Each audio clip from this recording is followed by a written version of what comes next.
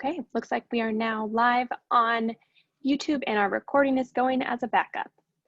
I'll also go ahead and start the screen share of our agenda document.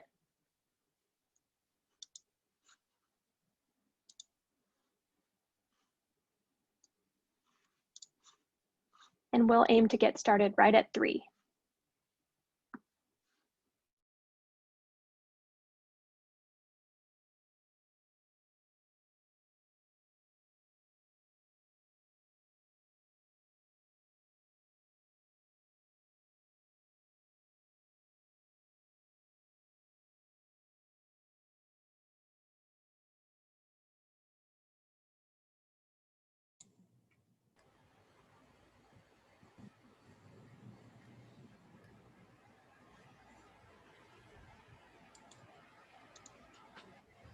Seeing a couple of people joining the meeting. This is Carly Houchin at KHI.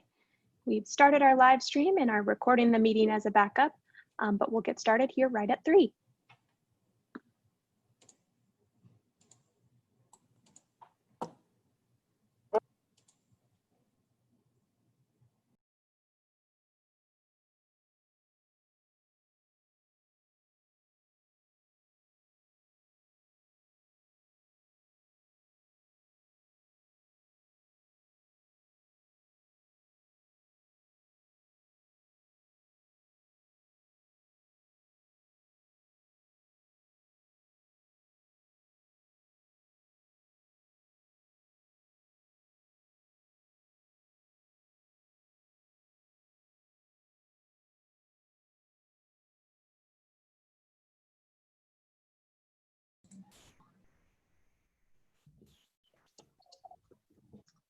Hi everyone, this is Carly Houchin at KHI. We'll get started in just a minute. For those who are in the process of joining, we are now live streaming on YouTube and we'll get started right at 3. Thanks for joining. Am I on camera? You are? We see you now, Wes. Hi, how are you? Doing okay, how are you? Good. Great. Are you good? Okay, well, we'll see. Okay, well, it's 3 o'clock, so we'll go ahead and get started. I think several people are still in the process of joining, but this is Carly Houchin. I'm a senior analyst at the Kansas Health Institute. I'll be supporting the work of this group. We'll get into introductions in just a moment so we know who all is on the line. But as folks are joining, I wanted to provide a really brief overview of the agenda for the working group meeting today. That should be what you see shared on your screen right now. If there are issues with that or if people are not seeing the agenda shared right now, shoot me a message in the chat or go off mute so I can fix any problem there. Okay, so we'll get started with introductions in just a moment. After some introductions, we'll hear from the revisor's office, a brief overview of COMA and CORA open meetings and open records, just to make sure everyone in the group is aware of kind of what processes we'll need to follow to ensure that the meeting remains as accessible as possible. After that, we'll have a quick discussion of a few working group process items that will support the success of the group as we collaborate in a relatively short time period to pull together the pieces of a strategic plan for the modernization and reform of the behavioral health system in the state.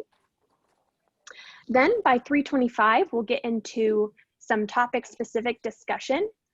Specifically there, we'll be referring to the KLRD crosswalk of recommendations from past reports, and we'll spend some time brainstorming additional barriers that this group would hope to address related to their assigned topics of provider education, treatment and recovery, special populations, and telehealth as it relates to policy and treatment.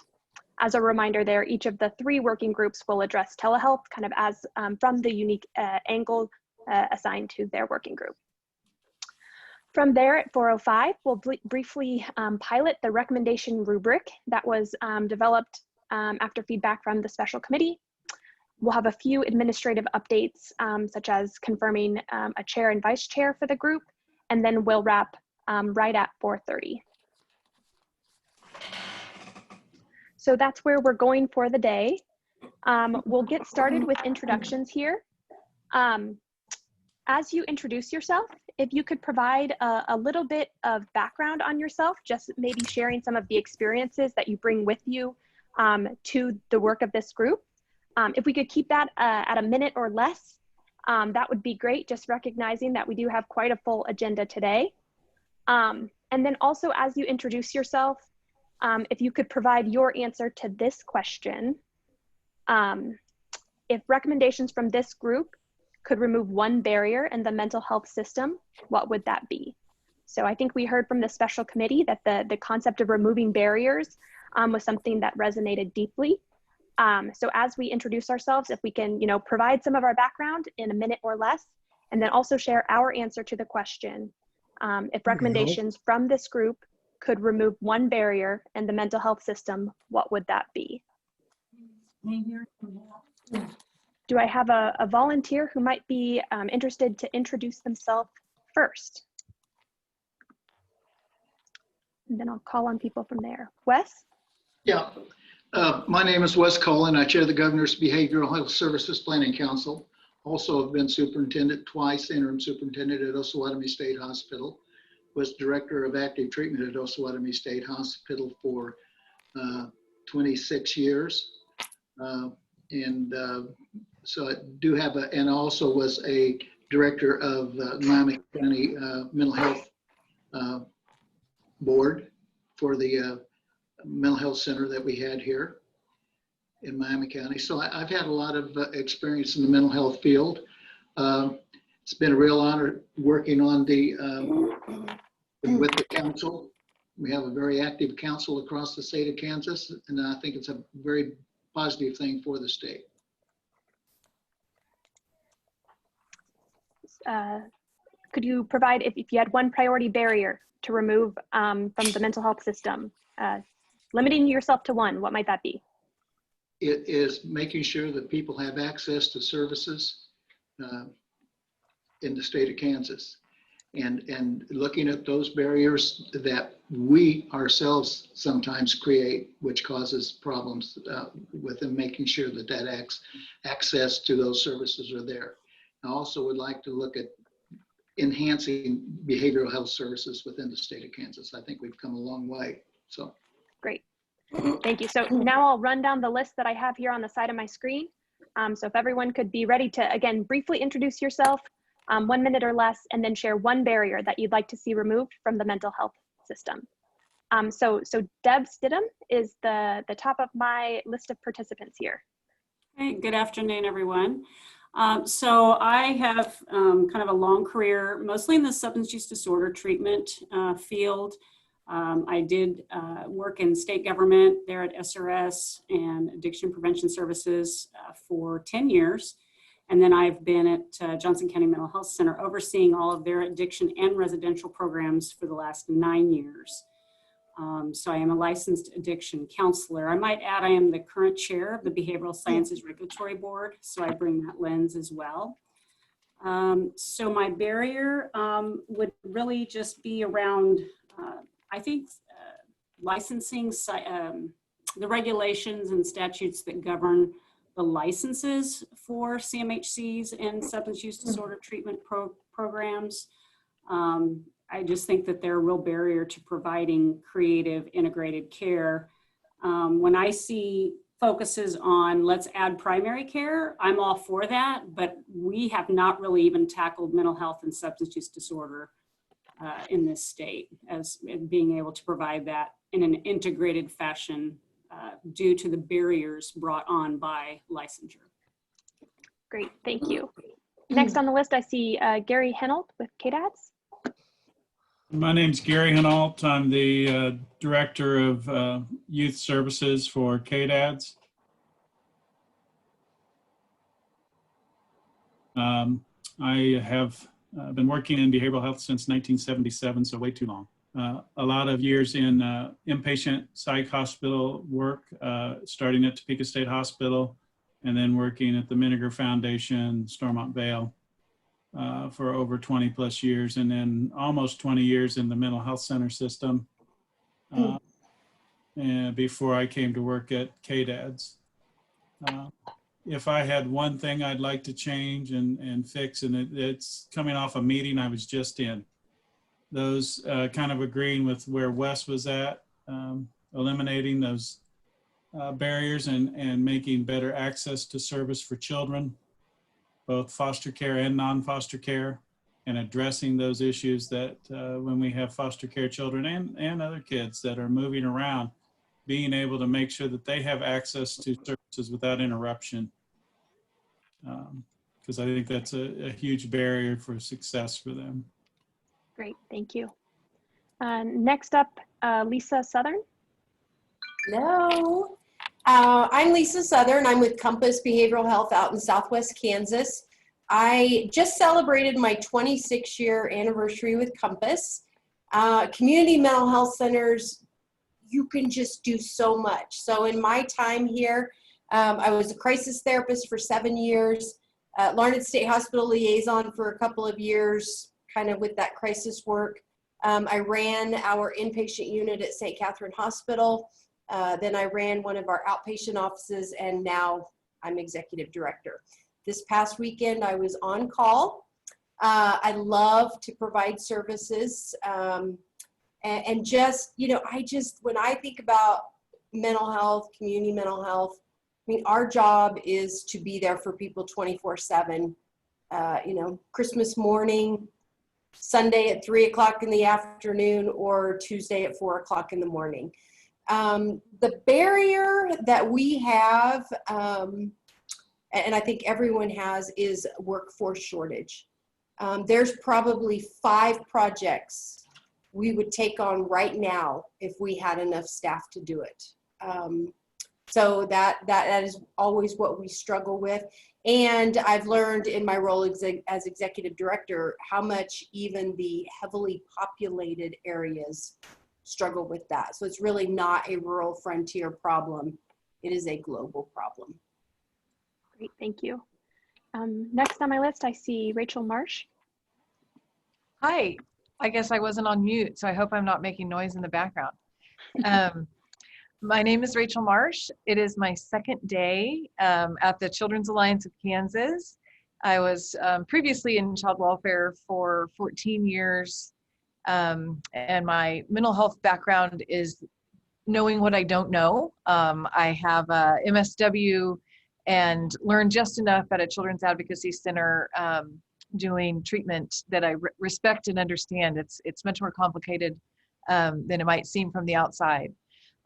So when I think about the barrier that I would like to remove, I can't decide between access, timely access, and workforce, but I think it's all of those things. Those are the 3 words I wrote down.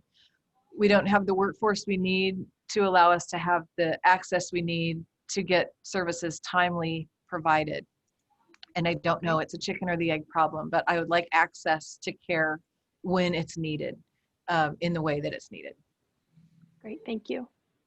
Next person I'm seeing on the participant list, Dan Kirshen.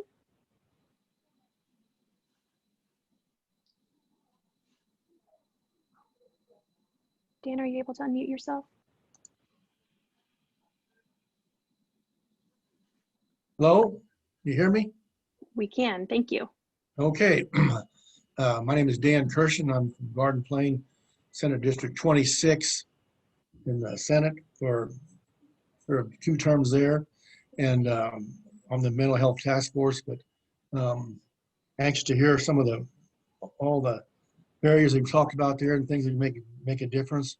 I have a big concern recently in the number of nursing home calls that I'm getting saying that the mandates come from the Center of Disease Control, that we're basically. So then that may be a sponsor to. Am I saying something wrong or what? Go ahead. We had some background audio there, but I think we've got it muted. You're good to go ahead. Okay.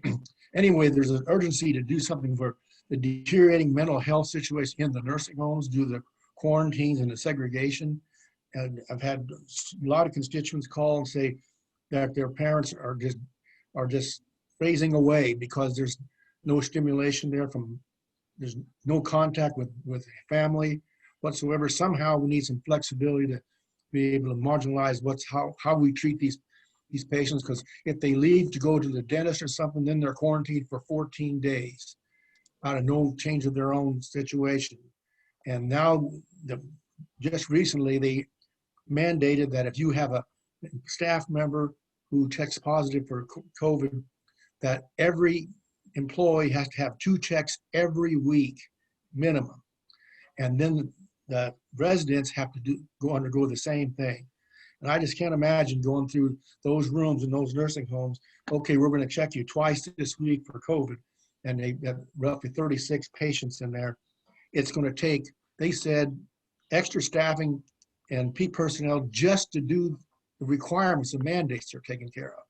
So I just don't want to go on too long, but it's a new problem because of the COVID thing that's going on. But the mental health folks in the nursing homes are at the brunt of nobody being able to do anything about it. Sure. And of course, the Thank you, staff is Senator. overworked. It's tough to keep employees. And they said most of our employees spend most of their time filling out paperwork. And we're creating a bureaucracy inside of confinement. So I won't go any further than that, but I just recently called Senator Moran's office and what we can do to change from a health standpoint, how we can maybe deal this with the mandates that are coming down. So with that, I'll thank pass you for on. raising that issue.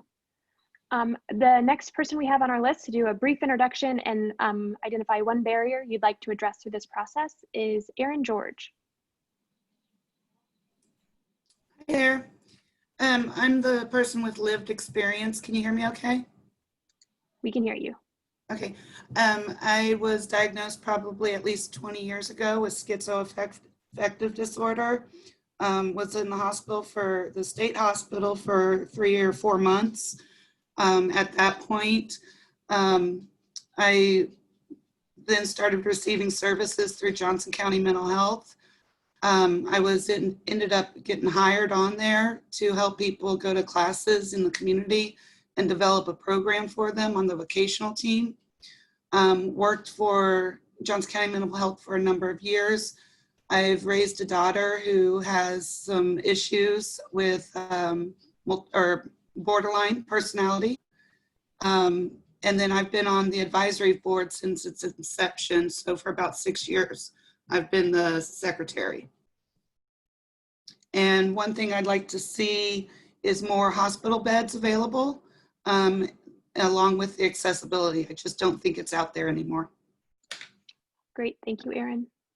Next person for a brief introduction, Candace, I might get this last name wrong, Sinai? Yeah, no, you got it right. Candace Sinai. I'm with Cigna. I have worked in healthcare since probably 2007, starting at the legislature and then moving on to one of the regulatory agencies, and then have done different stints with different carriers. And I'm based in Austin, Texas, but from Yates Center, Kansas originally.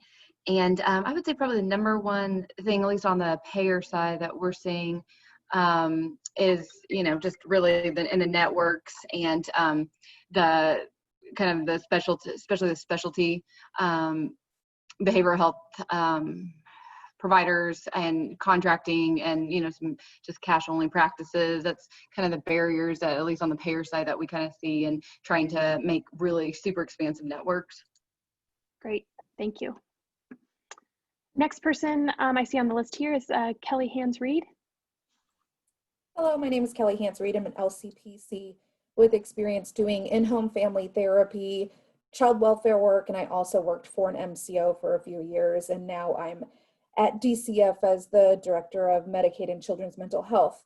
One of the things that I would especially like to see, kind of agreeing with Gary, is seeing our access for children, but especially children in foster care, having the ability to get cohesive services across the state, regardless of if they move or not, including just any child. When they move around, services are really challenging. And I'm going to add one more, if I can, and that's just increasing crisis intervention services in the home across the state. Great, thank you. Next person I see is Kelsey Torres. Hey, Kelsey Torres. I'm a behavioral health consultant at KDHE in our Bureau of Family Health. I work with our Title V maternal and child health programs. I also manage a couple behavioral health grants, one focused on pregnant postpartum women who might be struggling with perinatal mood and anxiety disorders and substance use. There's also a children's behavioral health and primary care grant. I have previous experience working with incarcerated women as well. I'm kind of echo everyone else in barriers around timely access to care, but I'd also like to see like a flexible and coordinated service array that's supported both through policy and reimbursement policy. Great, thank you, Kelsey. The next person I'm seeing, I think, is Senator Petty. Hi, I'm Senator Pat Petty. I represent the 6th District and I'm honored to be serving on this committee. I'm also on Health and Human Services during the session. And I would say that, and I've had a big interest in early childhood issues. So I would say that I really think that intervention and prevention earlier is can really be preventive. It can help to save the state a lot of money and families a lot of anguish later on. So I would like to see expansion of those services. Great, thank you, Senator Petty. Next person I'm seeing on the list is Rennie McKinney. Hi, I would say I have as long of a career as maybe Gary and Wes, or close to it anyway, although my resume is only about this long because I've been with Advent Health, Shawnee Mission, since I got out of college. It's been a great career here. I was started out as a tech on the unit, inpatient unit, and have moved my way, and I'm currently the director of the service line. So my experience is primarily here, although I did have a private practice for many years where I focused on treating adolescents. Currently do a lot of work in the community on suicide prevention, very actively involved in the county on that initiative. In terms of barriers, I have to just say what everyone else is about access.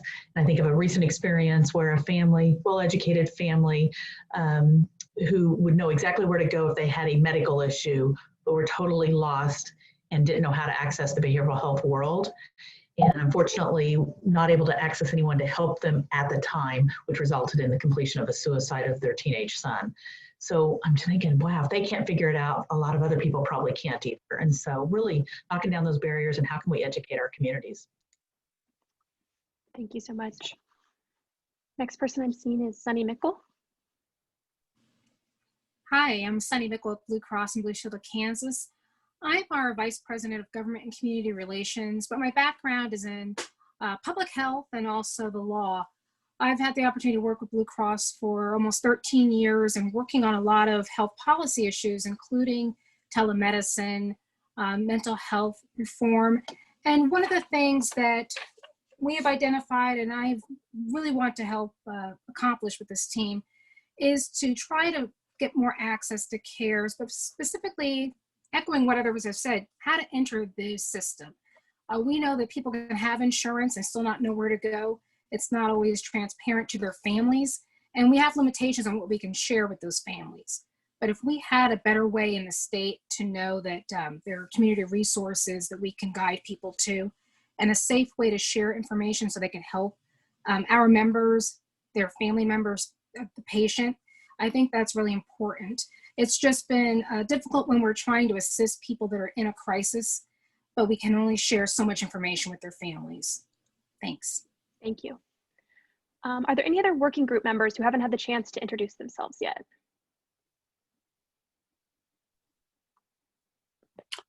This is Andy Brown. I'm with KDADS. I'm the Commissioner for Behavioral Health Services.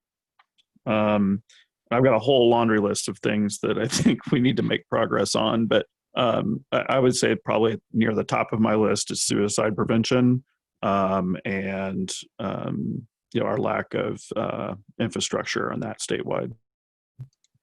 Great, thank you, Commissioner. Now I want to really quickly do some staff introductions before we get into the rest of our agenda. First, I think I'm joined by a couple of my colleagues from the Kansas Health Institute. If you Peter and Sydney could briefly unmute and introduce yourselves, that'd be great. Sure. Hi, my name is Sydney McClendon. I'm an analyst at the Kansas Health Institute. I helped with some of our work facilitating the mental health task force previously, and I'm excited to support the work of this group. Thank you. Peter? Good afternoon, everyone. My name is Peter Barstad. I'm an analyst here at the Kansas Health Institute, and I'll just be helping with a little bit of facilitation work as we go through. Great, thank you. And I think we're also maybe joined by some of our colleagues from the Legislative Research Department. Yeah, hi, I'm Megan Leopold. I work for Legislative Research. I'm a fiscal analyst and I generally focus on healthcare issues. Great, thank you.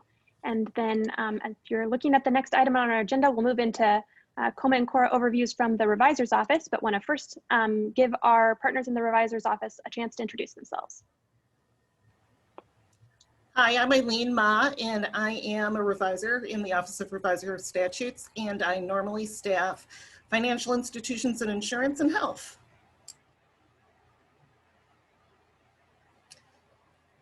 And Carly, shall I just go ahead with the COMA CORA? Yes, I think that concludes our introduction, so we will jump into your overview, Eileen. Okay, great. And for those of you who haven't heard this, it's going to become wildly familiar to you. And for those of you who have already heard this, you can recite along with me. So here we go. Due to health and safety concerns, members of the public are not in attendance at this meeting of the Special Committee on Mental Health Modernization and Reform Working Group on Policy and Treatment, but full access to this meeting is being conducted by medium of interactive communication, allowing members of the public without cost to listen to the meeting through the use of live stream audio broadcasting on the internet and teleconference is available. The link to view this meeting is https://www.youtube.com/channel/UCR lowercase k uppercase x lowercase b uppercase z5vm lowercase eo kqb2nuih underscore kww question mark view underscore as = subscriber. And there's going to be a quiz on that link later. The agenda and all documents for this meeting have been provided by the Kansas Health Institute. Additionally, a link to the documents has been provided in the comments section of the YouTube feed referenced previously. Each member of the working group and staff will state their name and title each time the individual begins speaking or voting so that the individual can be readily identified by remote listeners. All participants are required to ensure that microphones, telephones, or other electronic devices are muted when the participants are not speaking so that the ability of remote listeners or observers to hear the proceedings is not unnecessarily impeded. Public comment will not be allowed at this meeting. During this meeting, the committee will not recess to a closed or executive meeting pursuant to KSA 75-4319 and amendments thereto. Each motion, if any, will be clearly stated before the committee or before the working group votes, and the chairperson will announce the results of the final vote. And that's all I have. Great, thank you, Eileen. So working hard to follow this rule. This is Carly Houchin, facilitating the working group. The next item on our agenda is briefly overviewing a few items related to working group process, after which we'll get into discussion on the crosswalk of existing recommendations and some additional brainstorming. Before we get into that, working group process notes. So this group has been assigned 4 topics by the special committee. Those topics are listed on the agenda, but they include provider education, treatment and recovery, special population, and telehealth as it relates to policy and treatment. So with that number of topics, we'll look at a pace of about 1 topic per meeting. So we will have to do some good and efficient work in order to get a product together for the special committee by the time of their meeting in early December. So to support the work of this group efficiently and effectively, We do have a few ground rules to suggest as to how the group will come together in this virtual space, just recognizing that things tend to take longer whenever we're not able to physically be in the same room. So I'll run through a few ground rules or meeting commitments that I'd offer to the group. If you have any edits to those or additions from your past experience participating on similar groups, those are very welcome. But first, we would ask that groups come, or that individuals come ready to both discuss and compromise. So what that could look like is being sure to review meeting materials in advance when possible. Acknowledge throughout this process that we're looking for a strong consensus rather than competing agendas. And we want to be really ready to jump in to participate. So any quiet space after a question that's been posed is, time wasted. So be eager participants there. Secondly, we would ask that folks keep remarks succinct and on topic. We adapted this rule from the Mental Health Task Force group, and I think that it served them well. So here, generally, we would be asking folks to keep comments short, to try not to reiterate. And once you've addressed a topic or spoken on a topic, allow others a chance to share their thoughts before providing any follow-up comments. Looking to hear from as many of the people on the phone or in the virtual meeting as possible here. The third meeting commitment that we would offer, again, adapting from the Mental Health Task Force, would encourage folks to not hesitate before they ask any clarifying questions. Given the pace of work here, want to be really sure that we're on the same page as often as possible.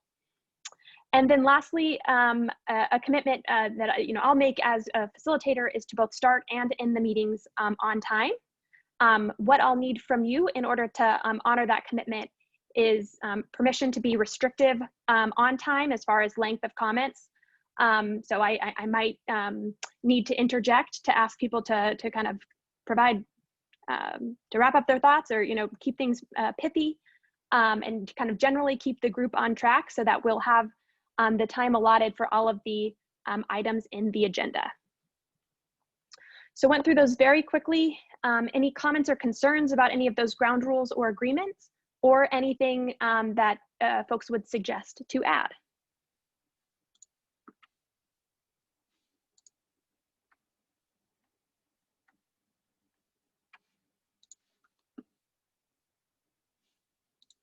So you'll find my practice as a facilitator, I aim to wait for 10 seconds of silence when I pose a question to make sure people have a chance to mull on it. So I don't know if I quite got there then, but we'll call it close enough. And we will consider those the ground rules around which this group will be operating. Our next agenda item is crosswalk discussion and brainstorm. So for those listening online, this is a material that should be available via the link in the comment, and should have been received via email by all working group members. I'm going to ask you to maybe pull up the KLRD crosswalk of recommendations. Their recommendations from a number of groups have been sorted by topic. And what we'll plan to do is spend about 10 minutes per topic on each of the 4 topics assigned to this group. And our task at this point would be to hear from the content experts that we have in the room about what barriers need to be addressed related to each of these topics, around which we do not have any existing recommendations. So a bulk of our work will be spent reviewing, updating, making changes to the recommendations put forward by previous groups. But we want to make sure we're not missing an opportunity for modernization. So what we're going to do with this chunk of the agenda is try and identify some of those barriers that we know need to be addressed, but we do not have a recommendation to serve as a starting point for addressing that barrier. Okay. So if that instruction makes sense, I will actually likely set a timer here just to keep us on track, and would encourage the group to start by looking at provider education. Want to make sure we're not. Sorry, go ahead. I think there was a question.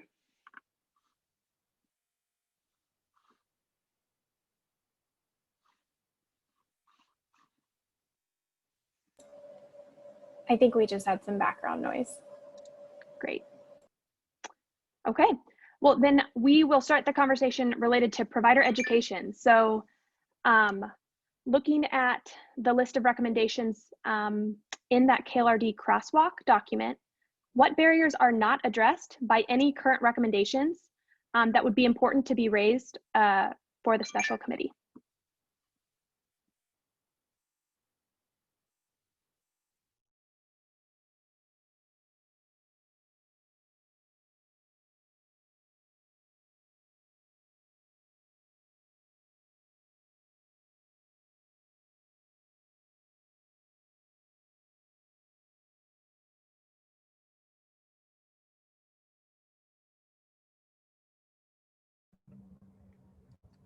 Carly, just for the sake of making sure I'm on the right track, is provider education in the crosswalk or is it not in the crosswalk and we need to find the things that I'm just not following what I need to be doing at this moment? Yes, that is a great clarifying question because I'm now seeing I've misspoken. The title is prevention and education, not provider education. Okay, so we're looking at you. page 6, labeled page 6 or page 10 if you're in a PDF viewing document. So what barriers are we not seeing in that list of recommendations related to prevention and education there?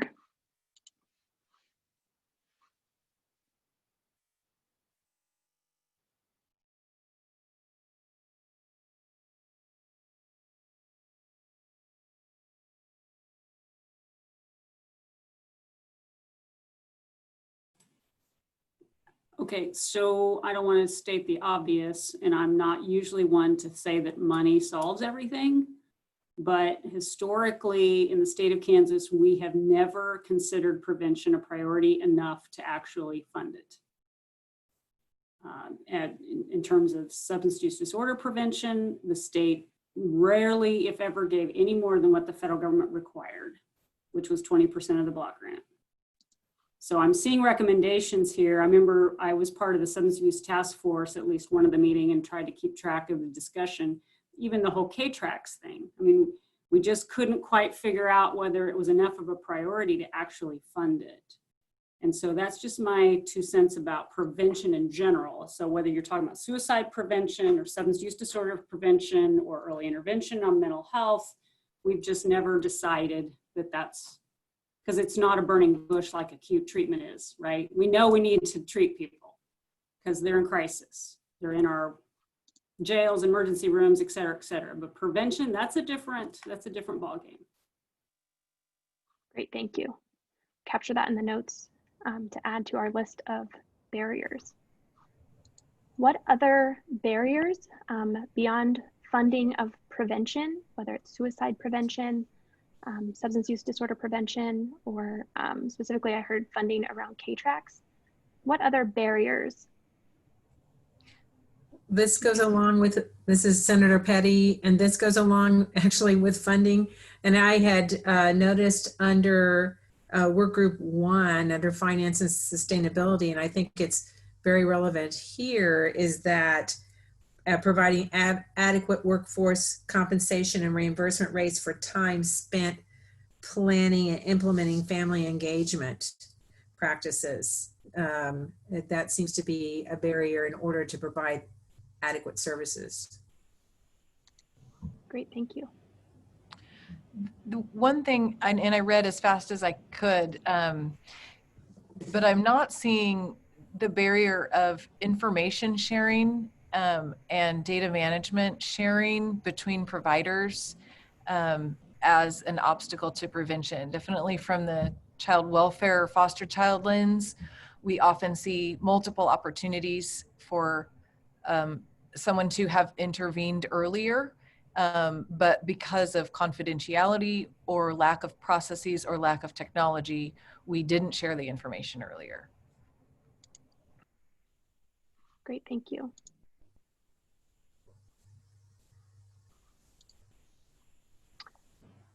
Another question that I would pose as we think about prevention and education, we have a lot of great experts in the room. The working group charter gives the group kind of permission to invite supplemental expertise into the meeting. So as you look over the recommendations related to prevention and education, and you think about the barriers related to that, are there any areas of expertise that we might be missing from our team here that we should be sure to have in the room whenever we're working on the topic of prevention and education? I might suggest someone, again, this is my own lens about the substance use disorder prevention field, so I might suggest someone, and I can think of a couple people to suggest to bring from that lens. Prior to about 2015, the state of Kansas had a very robust prevention network of professionals across the state, many of whom had worked in the field for a very, very long time. They actually became certified prevention specialists, obtain that certification. The other would be anybody from colleges and universities to bring into this as well. Great, thank you. And feel free to drop me via email any names of people who should be invited or included for those conversations.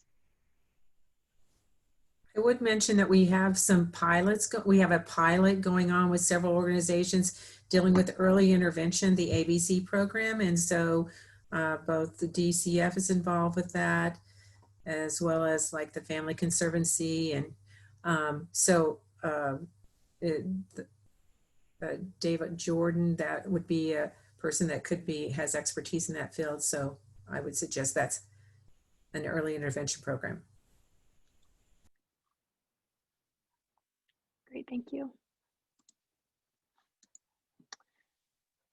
Might make a last call here for comments, either barriers or supplemental experts related to prevention and education. Any final comments before we look at the next section of recommendations?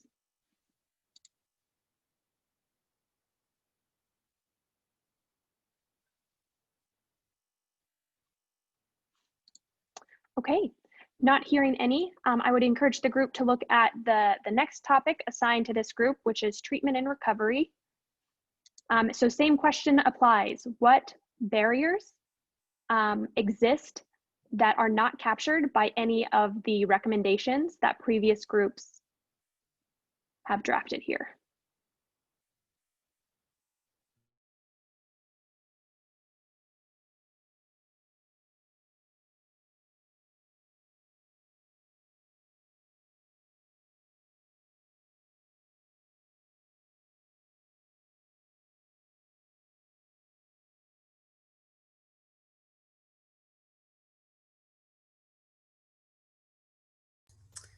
This is Senator Petty again. I'm going to mention the state of Kansas passing Medicaid expansion.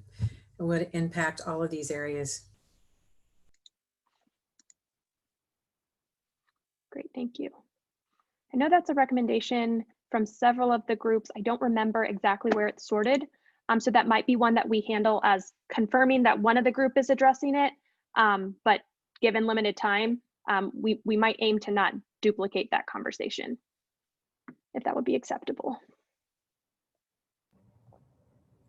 I don't know if this falls under recommendation 3.2, but just getting more specific as to intensive outpatient services such as day treatment programs, partial hospitalizations.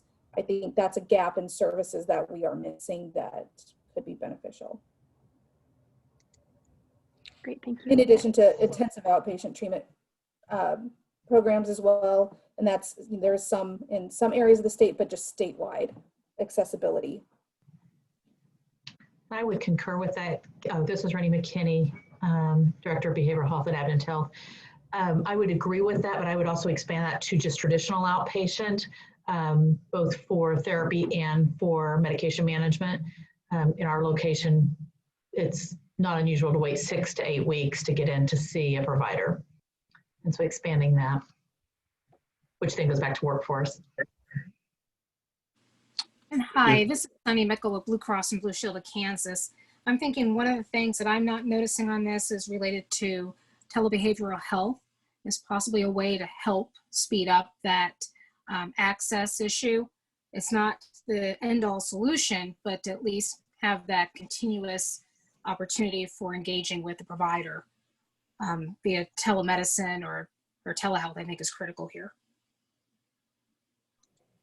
Yeah, this is Andy, and one of the things I think is missing from the list is anything about housing and employment supports. I think there's a pretty desperate need for that around social determinants of health, and also making sure that as we transition people out of institutions, that they have a place to go and a way to get employment.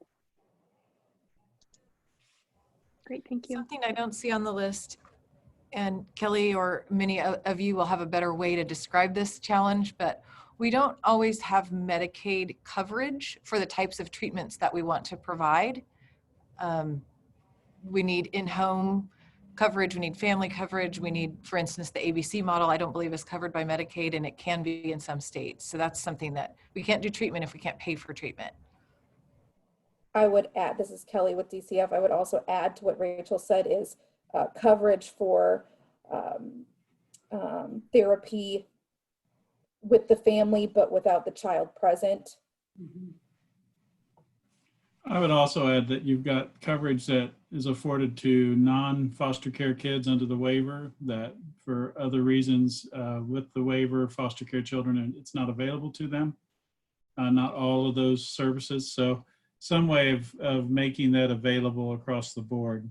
I think when that was originally done, there was a way, and with changes that have happened, not all those services are available to foster children or their families. And I think, you know, talking about what some other folks have said, the use of telehealth to maintain a foster care child's relationship with a therapist and med provider as they're moved.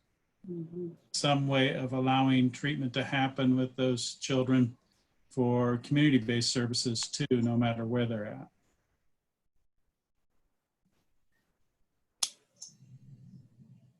I want to echo the comments about I guess, more service codes to allow for the types of treatments that are needed. If you look at the mental health code, so I guess I'm going to advocate for parity for just the number and type of codes. So if you look at the SUD Medicaid and block grant codes, it's a fraction of what's available on the mental health side. I mean, it's such a small list, I pretty much have it memorized. So I think if we were to really say substance use disorder is an important thing to treat, then we're gonna offer at least as many codes for it as we do mental health. Thank you. This is Carly Houchin, KHI. Just a quick reminder, this is lots of helpful content. Be sure to introduce yourself and name and title when you speak each time. Thank you.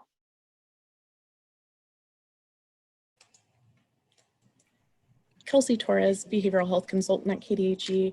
I think something else that's missing is stronger support on the recovery side. So I'm specifically thinking of substance use treatment where you might have 14, 28 days of service that will be funded, but there's no long-term recovery support beyond that service episode.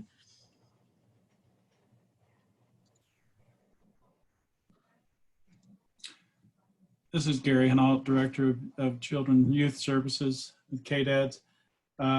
It's sort of mentioned under the Mental Health Task Force with recommendation 3.3 and 6.3, but in the way of the PRTFs, taking a look, I mean, we've done a lot of work to restructure that, but there's always issues with the kids who may have been more in the conduct disorder or more have been served in DOC that are now having to be looked at sometimes appropriately and sometimes not appropriately sent for a PRTF admission. There's also the idea of making sure that services are available at the time of discharge for children coming out of a PRTF and make that they have those in a very, very readily available, not weeks. Not a couple weeks, not even a week. It has to happen pretty much right when they get out. This is Kelly. Really quickly, this is Carly Houchin, KHI. Gary's video was going in and out for me. So Sydney, I wanted to make sure you were able to capture those comments in the notes, or would it be helpful if he repeated any portion of that? I think it was only the last part. And Gary, the way I had captured it, by the way, Sydney McClendon, KHI, just making sure that services are available immediately after discharge and that there's not a lag before those services are available. Is that correct? That's correct. And the first one was the gap of serving those children that used to be basically placed in DCF, DOC, and that they're, we have a difficult time finding placement within a PRTF if their main, if we don't have a mental health diagnosis. This is Kelly Hans-Reed, Director of Medicaid and Children's Mental Health. Just a few other gaps would be comprehensive behavioral health respite services for children across the state, and services for children who may or may not be eligible for PRTF level of service, but all PRTFs have declined that child, which leaves that child in need of a level of service that they cannot access.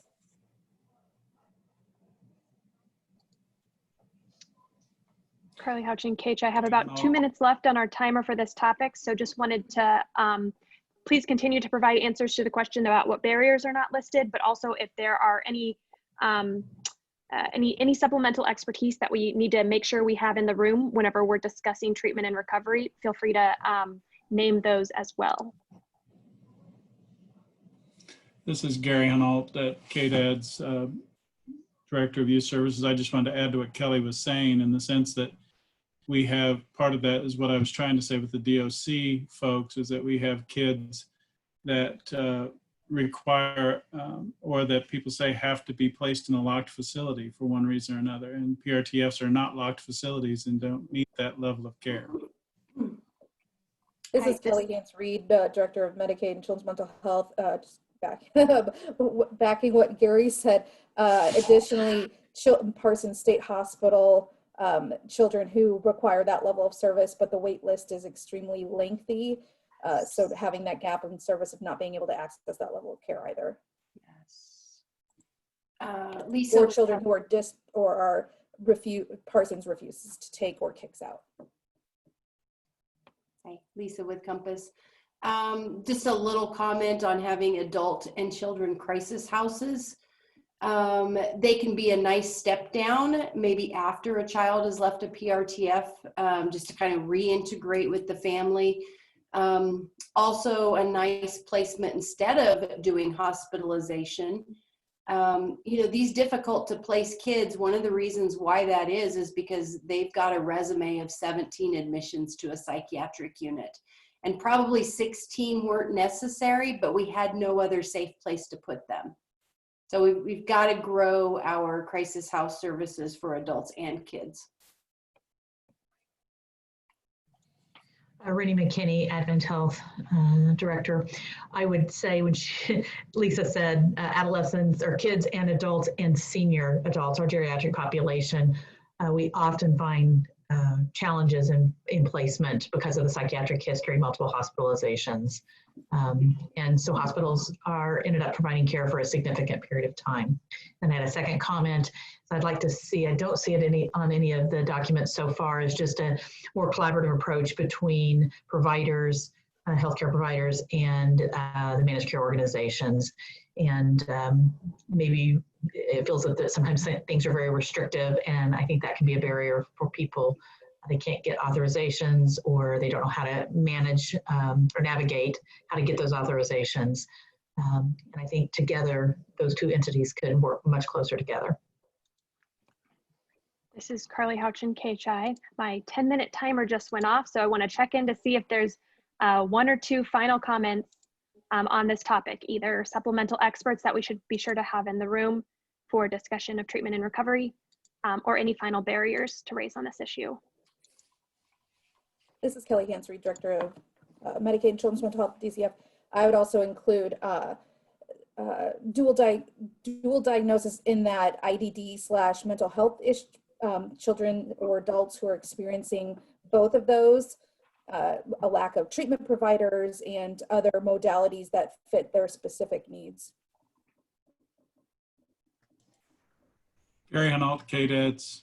I also would say that, we probably need more of the IDD world represented here. Possibly Dr. Courtney Kane from Lake Mary, or some of the IDD specialists that come from the MCOs. Great. And Gary, would you be able to pass along contact information so we can reach out to those individuals? Yeah. Great, thank you. Okay, so I'll now direct our attention to the third topic assigned to this by the special committee, which is special populations. So there'll be another set of recommendations to review there. The same question stands: what barriers are not addressed by this current roster of recommendations from past reports? I'll just quickly interject before we start that conversation. A few specific populations were highlighted by the special committee. So I'll list those briefly here now for the group to kind of have in the back of your mind.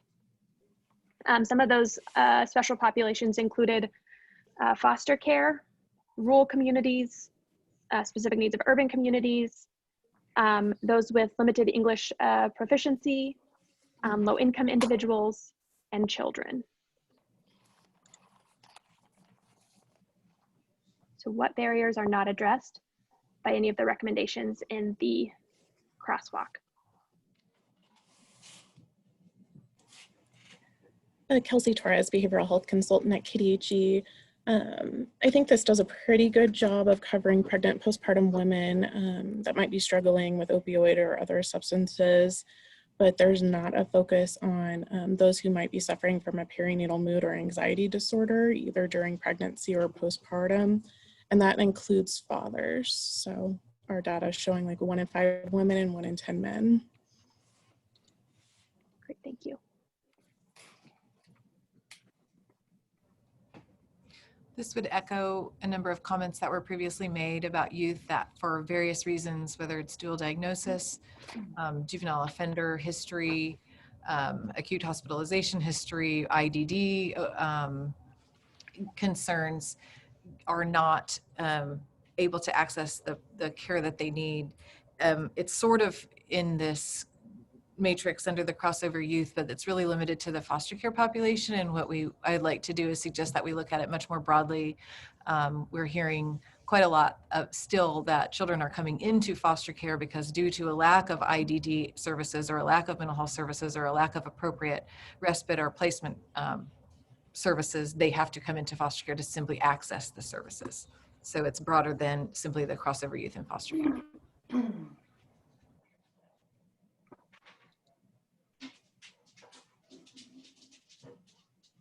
Erin, George, I think caregivers are a population that kind of get overlooked. We focus on the people who need the services and forget that people who are helping taking care of them do need services too.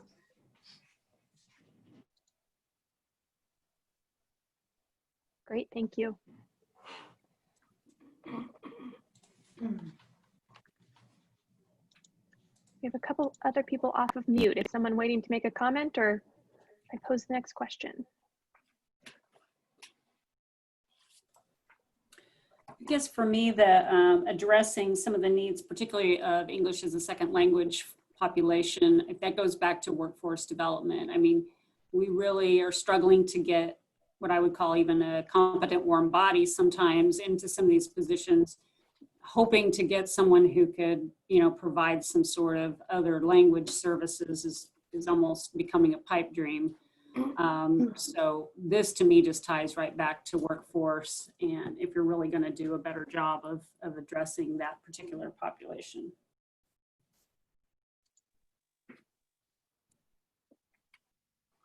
Thank you. Carly Houchin, KHI.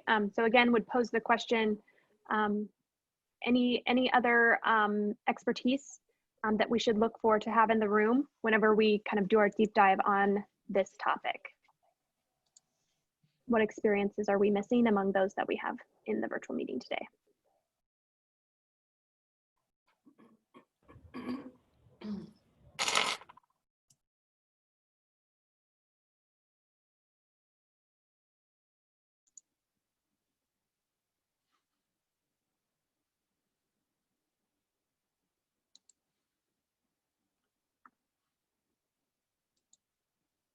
Okay, not hearing any.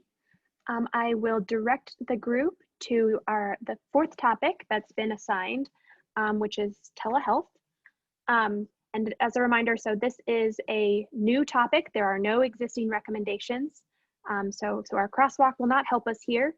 But what we're aiming to do is spend about 10 minutes to try and brainstorm any initial barriers that we can identify that recommendations should address. So before I say go on that, just a reminder, each of the 3 working groups will be addressing telehealth. So the Finance and Sustainability group will be addressing those components of barriers and recommendations related to telehealth. And then the System Capacity and Transformation will be kind of addressing telehealth from their angle as well. So to the greatest extent possible, recognizing that I think inherently there's a lot of overlap, this group is looking to brainstorm barriers related to telehealth policy and treatment.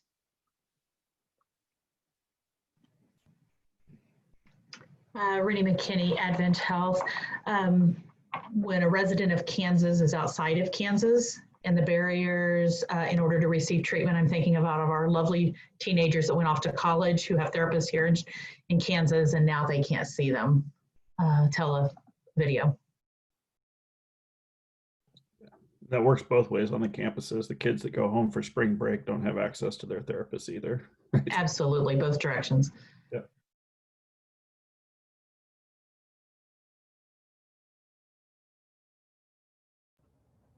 The barrier that we're experiencing is simply whether parents or children have access to the technology required to have a telehealth session.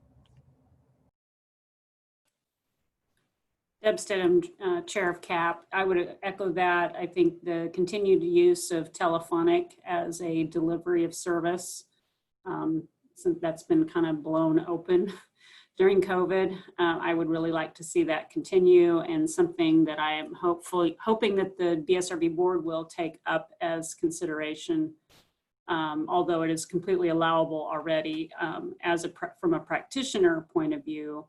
But for getting clinical supervision hours, et cetera, it's not currently allowed.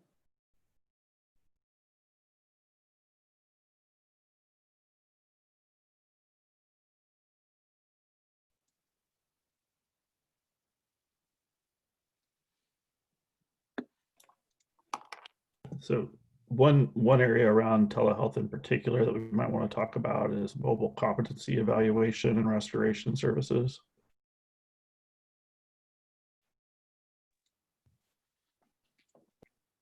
Great, thank you. We've made note of the comment that came up in an earlier section related to telehealth and its capabilities to maintain relationships between providers and foster kids. So brought forward that note here as far as barriers.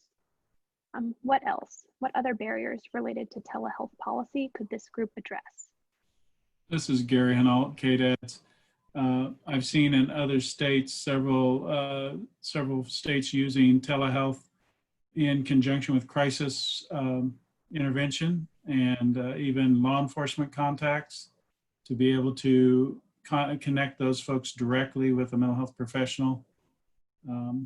But another thing, just expanding the use of that to more of the crisis arena also. Yeah, and Carly, I need to jump back in. So there's a difference between mobile competency evaluation and restoration services and mobile crisis services that we were talking about with relation to DCF foster care. So they're 2 separate items. Great, thank you for that clarification.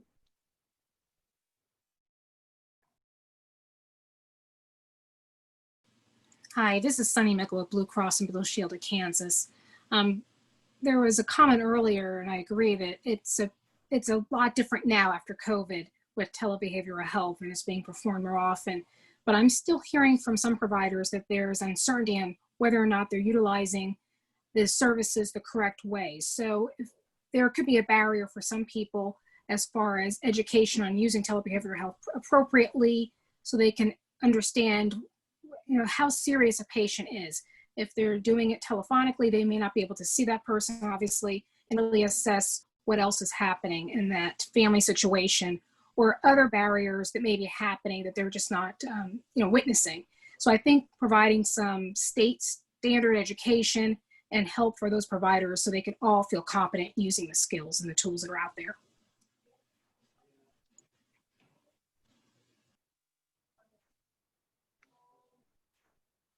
This is Carly Houchin, KHI, not wanting to limit comments, but will again offer to expand the question. If there are those with supplemental expertise that we should definitely have in the room whenever we go deep on the topic of telehealth, please feel free to suggest those now as well.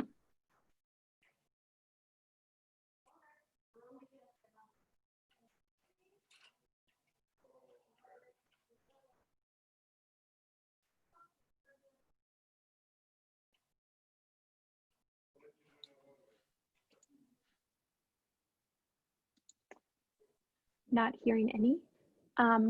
I thank you guys for the brainstorming there of those additional barriers. That's really helpful, as definitely a task from the special committee was not just updating and putting forward the recommendations developed by other groups, but whenever we think about the idea of modernization, we definitely recognize that there's work that likely needs to happen that goes far beyond the recommendations that have been drafted previously. So this was really helpful brainstorming. We have captured those. Cindy's been, taking diligent notes, capturing those, and we'll include those barriers in our discussion related to each topic. With that, I'll direct us to our next agenda item, which is a review, a pilot of our recommendation rubric. So this was sent out with materials earlier in the week. See if I can find it to share my screen, and then will be available, should be available too for individuals viewing online. Okay, so this recommendation rubric was developed after feedback from the special committee as far as what they would look for in high priority recommendations.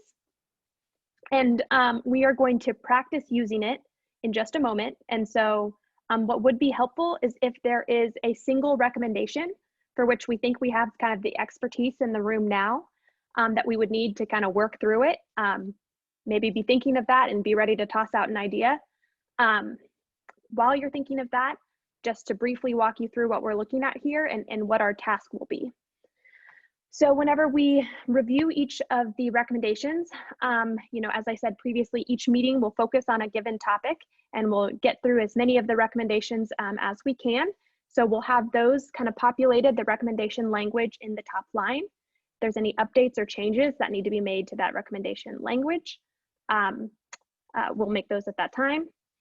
And then our primary task will be giving each recommendation a score between 1 and 10 for ease of implementation that you see in the left-hand column, as well as a score for potential for high impact, again, between 1 and 10 in the right-hand column. So to get to those scores, a number of considerations were raised by the special committee. Those have kind of been sorted between the two categories and are listed underneath there. So for example, whenever we're trying to come up with a score for ease of implementation for a recommendation, we would consider whether or not it's a program change versus the development of a new program. We would make note of any cost barriers to implementation. We would look at whether the recommendation includes strategies for continuity. So is this a recommendation that we can make sustainably? And we would make note of mechanisms that might affect the achievability of the recommendation. So the example given was that if a recommendation includes a federal change or a federal approval process, that's something that could be expected to take quite a bit longer than something that the state would be able to change itself. And then on the right-hand side, things to be considered whenever we're trying to come up with a score for high impact would be whether the recommendation would benefit a large population, whether it will significantly impact special populations. So this is the list that the special committee came up with, but it's certainly not meant to be limiting. So if there's others that we should list, special populations related to a topic, we would definitely include those at the bottom of that list as well. Then related to high impact, in consideration for equity, We would make note if the recommendation serves those who have been disproportionately impacted by the issue or by the barrier that the recommendation is seeking to address. And then lastly, related to high impact, would the recommendation produce any cost savings in other areas? So we're not looking to count check boxes or get super technical with our approach here. Basically, these are the dimensions of discussions, questions we might pose as we're looking at each recommendation. Likely will be on some kind of clock where we would, discuss a recommendation and we'd look for someone to throw out a score after we've had some discussion of these dimensions. It might be a bit of an iterative process. Our scoring might change a little bit as we go through the process, but what we will do is in our final meetings, we'll do a second pass over the recommendations. And at that point, we'd address some of the items at the bottom of the table. So really ideally in our first pass, we address this first question here, which is how does this recommendation contribute to modernization? I think that's kind of a really important holding to purpose question here when we think about the scale of the ask that's been given to this group. But then whenever we're doing our second pass review in our final meetings, we would make note of an action lead. So if there's a responsible party for taking next steps here, if there are key collaborators, so people who should be included as decisions are made about how this is implemented in order for it to be implemented successfully. And some of that information might exist in some of the reports that have been previously developed. So we bring that information forward and into the conversation whenever we get there. And then another kind of last pass question that I think will be really important for ensuring that we have that we're putting forward a strong slate of recommendations for the special committee is kind of this idea around intensity of consensus. So making sure that we're not just putting forward recommendations that somehow scored highly that people actually don't think would be that effective. It's kind of almost our last pass gut check of, is this a strong recommendation that those with expertise on the group feel will be important for modernizing and reforming the behavioral health system in the state. Any questions that I can answer after that really brief overview of the recommendation rubric?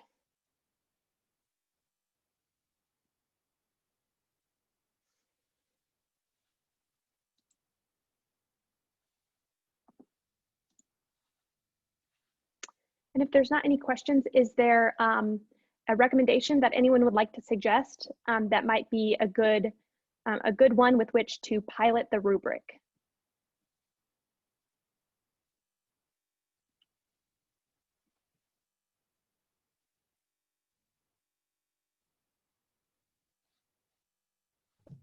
If not, I've dropped one in. Dropped one in here. So this is a recommendation that's come up in passing. It's intensive, the kind of handle for it is intensive outpatient services. And the recommendation reads that the recommendation would be to expand community-based options such as intensive outpatient services. So let's maybe first check in to see if there are updates to this recommendation that should be made. Any changes that we need here? This is Lisa with Compass. So how are we defining intensive outpatient services? Are we talking substance abuse, mental health, both?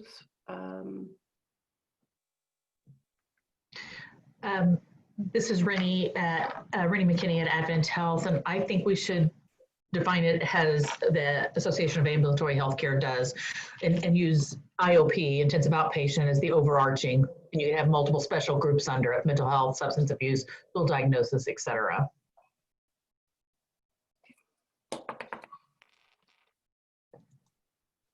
And one more comment, I think it was not Lisa, someone said a moment ago that we needed this one, we would suggest not just limiting it to IOP, but partial hospital, traditional outpatient, etc.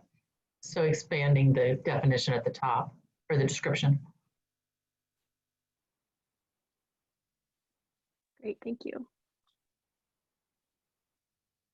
Yeah, and So I would just clarify that I think when the mental health task force was talking about this, what they were saying was not limiting it to IOP. They were just using IOP as an example of one program that could be considered a community-based option.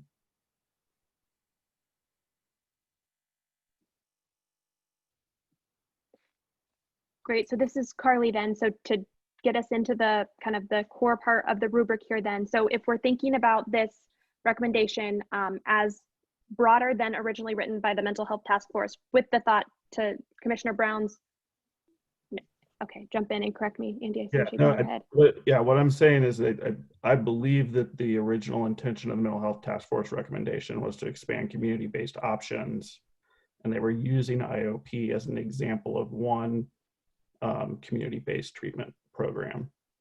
Right. Okay. So with the idea to me, that it's already a very broad, much broader than just IOP. is so so with the change then that we would list out, I think what I heard is more of the options for community-based care with that change made to the recommendation. What I would direct the group to discuss some of the considerations under ease of implementation then. So if we are thinking of that as community-based options, all of the ones just discussed, looking at the items under ease of implementation. So program change or new programs, thoughts on cost. What comes to mind there?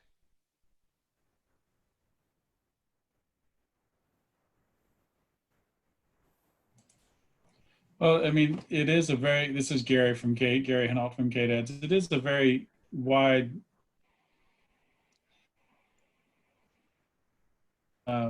topic. Some of them would mainly be maybe a program change.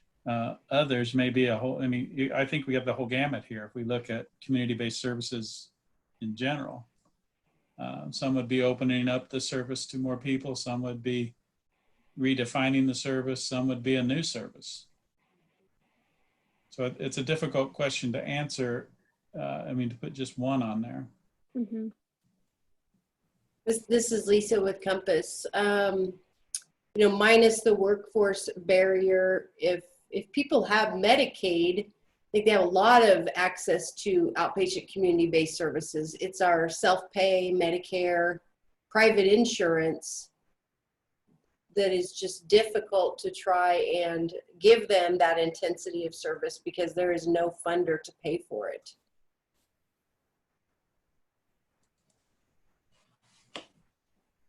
Deb Stidham with Chair of CAP.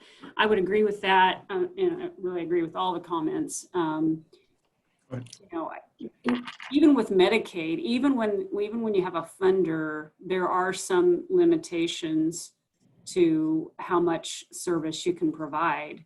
And I think, you know, so I think what I want folks that don't work in this industry to know is that it's exactly what Lisa just said. It's because your groups are mixed of people, right? And so you have people that don't have a funder, people that do have a funder. So if we just wanted to cherry pick and only serve people that had Medicaid, right, then maybe we'd have enough capacity. I don't know. I'm not sure we would, especially in some areas. I don't even know that the mental health center would, honestly, where I work. So this is a multifaceted, complex issue that I'm not sure this ease of implementation really speaks to the most. The one that stuck out for me was program overhaul, because I couldn't really think of anything else. Mm-hmm. Yeah, this is Gary from KDEDS, and if I just look at it as expansion of community-based options, I'd have to agree with Deb. I mean, we're looking at program overhaul. This is Carly K-Chai. That's all helpful discussion. Anyone willing to throw out a score with those considerations that have just been raised? Maybe considering this a program overhaul, thinking that likely it requires several components within there, cost, workforce. Anyone willing to throw out a score for ease of implementation as a starting point?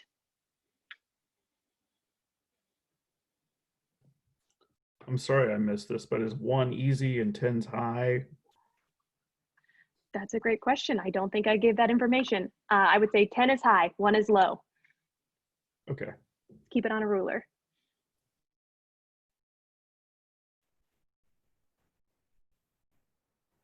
Okay, so I missed something there because I assumed 10 would be the most like complex, like on a scale 1 to 10 and it's a 10, like it's going to be difficult. I'm thinking like if we're sorting these recommendations at the end, high score recommendations are ones that we're going to look at first. So a high score is a good score. Yeah. So the more difficult it is, the lower we should score it. Right. Yeah. Aha, but that doesn't make it not as important. Yes, which is where it should be on its reverse, but that's just me. Which will then be important to remember when we're thinking about potential for high impact. Let's be sure to capture that there. Well, then I say 2 is my answer then.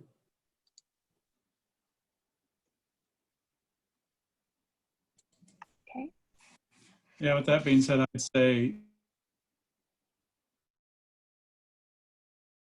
I'd say 2 also. And this is Rennie McKinney, and just for clarification, a 2 would mean it would be really, really hard to implement. Okay, just want to make sure I was following the conversation. Sorry, guys. Yeah, I'll say that again. I would go with 2 as well. Great. So the idea is that recommendations with a high score would be ones that we would say would be easy to implement, so we should do it as soon as possible and have a potential high impact. So we would be looking, at the highest scores first. So now I'd direct us just to really quickly, just to get a feel for the types of things that might come up in these discussions.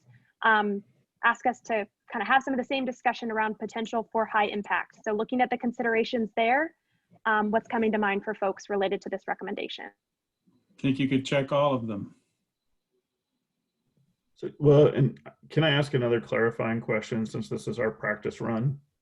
But when we're talking about benefiting a large population, are we talking about a large percentage of Kansans as a whole, or a large percentage of people with severe and persistent mental illness?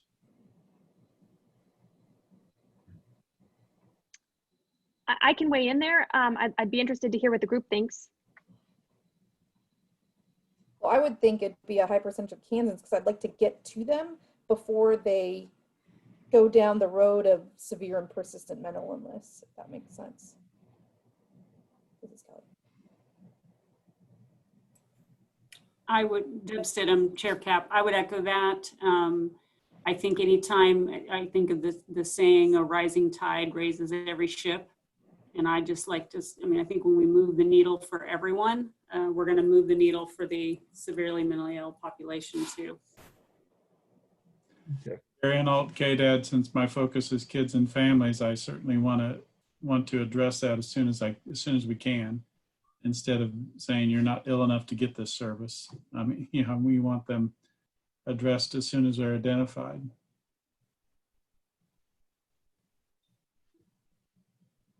And identified, I mean, they're saying, I need help.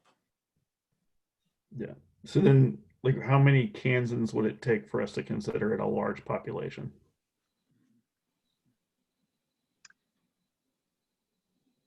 This is Carly. I can weigh in. I think it's maybe best to not try and put a specific number on it. If it's a niche or specialty issue, I think that will be apparent when we get to those examples. From the discussion I'm hearing, it seems as though people are leaning towards this being an example of a large population without being able to put a specific number on it. If I'm practicing active listening, I think that's what I'm hearing, but please someone jump in and correct me. Yeah, well, I'm just thinking about, like, so an ACT team, for example, as an IOP program, one team would serve about 100 people, right? Currently in Kansas, we have 2 of those teams, right? So, and I don't know for sure if they're both serving 100 people or not, but that's just kind of a EBP standard. So if we're talking about, like, we want to be able to serve thousands of Kansans or hundreds of thousands of Kansans, that's a very different number than if we're trying to serve 500. Is it helpful if I pose the question, in a modernized behavioral health system, what is true about the scale on which this is happening? In a modernized system, what would the scale look like?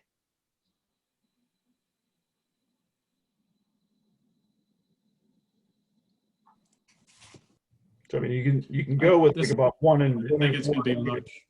Yeah, 1 in 4 Kansans is going to be dealing with some sort of mental illness at some point in their life, right? So it's going to be large. Okay.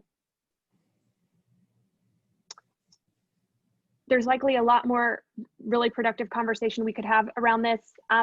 In the interest of time, is someone willing to toss out a number for us? What is the potential for high impact here?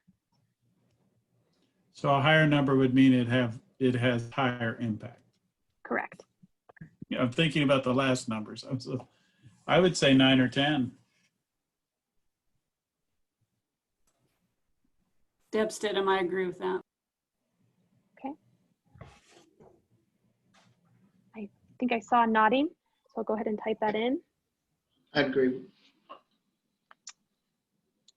And then lastly, in our kind of first pass, I don't think we don't have time for it today, as we have a couple of administrative items that will be important to cover.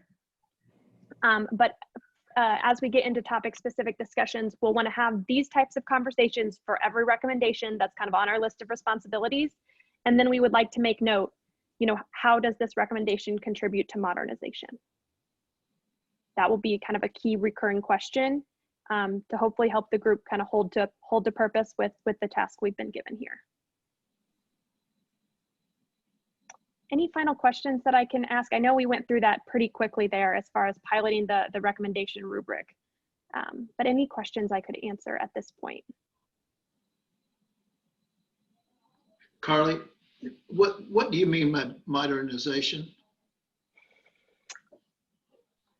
I think it would maybe be most helpful for some of the content experts on the call to speak to that. If I'm remembering correctly, the discussion in the special committee, I think Secretary Howard raised this question as key to, maybe pushing the group to think big, think transformative. But open up the floor on Wes's question there. How would others respond? Well, Carly, let me explain. Because when we talk about modernization, I've heard a lot of stuff here, a lot of things discussed, and we get back to an issue of stigma within the system itself. And how does that hold us back? And I'm going to bring this up because when I go to council meetings with counterparts within the state, I'll go to Missouri, I go to Colorado, I go to these other states. They don't have any state hospitals, but they have every state hospital. They renamed those. Those are recovery centers. Those are psychiatric services centers. It's just the word itself creates a stigma, which we all have to deal with. But do you see when I see modernization, I think that's so important that we really get on this same wavelength that other states use, and have we got something that really holds us back? I just have a really concerned about that. And not only does it hold us back, it holds us back with the customers and the consumers that we provide services to, because they don't want to be identified with this, or they don't want to be identified with that. But Pueblo, Colorado, look out there. Pueblo's still there, but it's a state psychiatric training and recovery center. You look at Western Missouri, Western Missouri rebuilt their hospital, they rebuilt Fulton, but they don't call them state hospitals anymore. It's behavioral medicine. I mean, I just really, somewhere along the line, I would like us to look at that word, because I think it's important. And I think that's one of the things that we lack in our state. Great, thank you, Wes. My examples, this is Lisa with Compass. My example is much smaller, but for 50 years, we were called Area Mental Health Center, and when we changed our name to Compass Behavioral Health, it made a big difference. So you are correct. How we term things invites people or disengages them from treatment.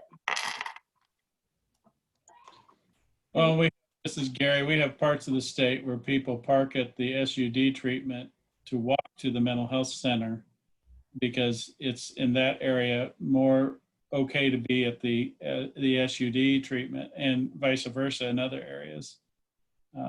So I think it's a big. Great, thank you. I think this is all super productive conversation, and necessary to Wes's point. Looking at the clock, we have 2 minutes left in our meeting, and have a commitment to get you all out of here on time. So just to have a couple of administrative items to run through quickly. The first of which, in the email that went out to schedule this, I asked for any interest to volunteer to serve as working group chair or vice chair. Really quickly, some responsibilities of that role will be those individuals may be among those asked to present the work of the group to the special committee. They also might be consulted by KHI staff on agenda development or other logistics to guide the work of the group. Also, I'll flag the working group charter indicates that only our content experts rather than legislative members should serve in that role. I received one volunteer, Rachel Marsh, to serve as either chair or vice chair. So I'll open it up to Rachel to briefly describe the interest there, and maybe 30 seconds or less. And then if you could, I only have one volunteer, and we are looking for both a chair and vice chair. So if anyone wants to unmute and indicate an interest, or Rachel, if you could maybe briefly say what would be helpful in a counterpart in terms of matching strengths there. Sure. Well, I volunteered because I thought there might be a need for volunteers, and apparently there is. I've done 2 of these committees, I think at least. So I've worked with KHI, and I'm happy to coordinate in however way I can help. I am not a mental health expert. I'm a child welfare expert who sees the impacts of the mental health system on the child welfare system. And so all I can say is I'm willing to help or not help as the group sees fit with other people who have more knowledge than I do. Great, thank you, Rachel. Any volunteers to serve as Rachel's counterpart there?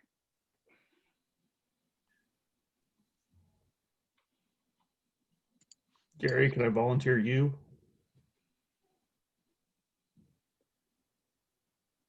Sure. Took a long time to get off mute there, but we appreciate the volunteer, Gary. Well, I was laughing, so I had laughing because I was watching him on the video here and thought, I think that's what he's thinking. Very good. Well, thank you for our volunteers. We'll move forward with those volunteers unless there's concern in the group. We're operating by consensus, so it seems like that's okay, but I'll pause for 3 seconds in case anyone would like to object. Okay, and then we are now officially past time, so I'll just quickly say our next meeting has already been scheduled. In it, we'll jump into our first topic specific work. So we'll take up our first topic, which I expect will just go in order, and maybe take on prevention and education. The other meetings will be scheduled, continue to look for those scheduling doodle polls. The one for the October meetings will go out soon. I'm looking to get those on the calendar as soon as possible. And then the last note that I'll make is that if you have not been getting emails from me, or if I have been sending those emails to an email address that is not your preferred contact, please let me know. Shoot me an email and I would be happy to update your contact information. With that, that takes us through our agenda for the day and almost ending on time. Thank you everyone for your participation. And we look forward to this group meeting again on September 29th. Thanks so much. Have a good day, everyone.